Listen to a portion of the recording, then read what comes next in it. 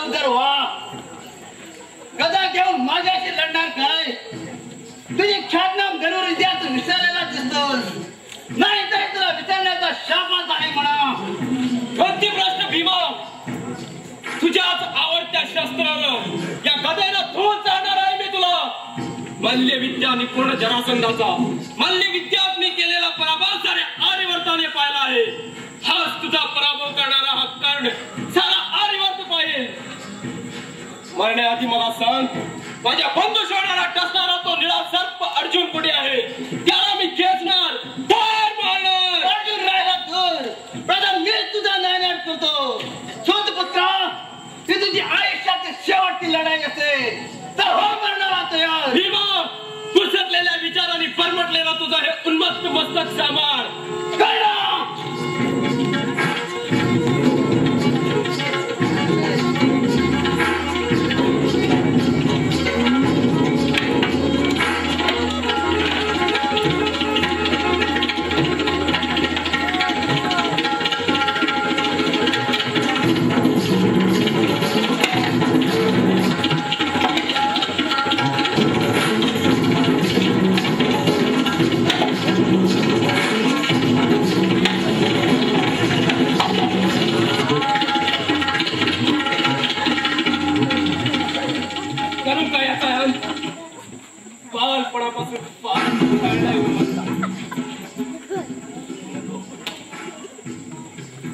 माझा धाकटा भाऊ, ह्याला बिचाराला काय खाऊ?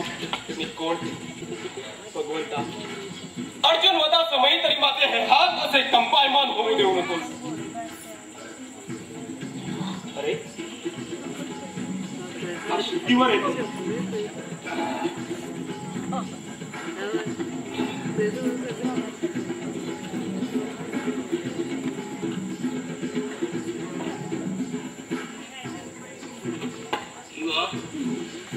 लहानपणापासून फारच चढलाय.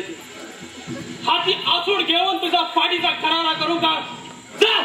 चालता हो माझ्या नजरेसमोरून. हाच तुझ्या मातेचा आशीर्वाद तुझ्या कामी आला असा समज. थांब रुको जरा. तू क्षत्रिय आहेस ना? क्षत्रियांची भूषण असलेली ही गदा तुझ्या प्राणदानाबरोबर हक्कानं तुला दान देत आहे. उचलती गदा, चालता हो माझ्या नजरेसमोरून.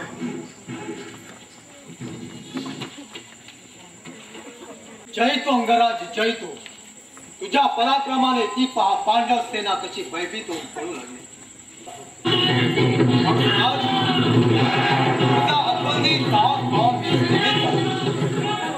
भगवान श्रीकृष्ण अर्जुनाला तुझ्या समोर येऊ देत नाही. ते तुझा प्रखर पराक्रम चालू नाही. पण हाती आलेल्या चारही पांडवाला तू जीवदान. या तुझ्या अतर कृतीमुळे आम्ही अचंबित झालो. पांडव आणि कौरवांच्या 2 सेनापतीचा वध कपटाने केला हे विसरलास तू मित्रा? अश्वत्थामन, हे धर्मयुद्ध आहे.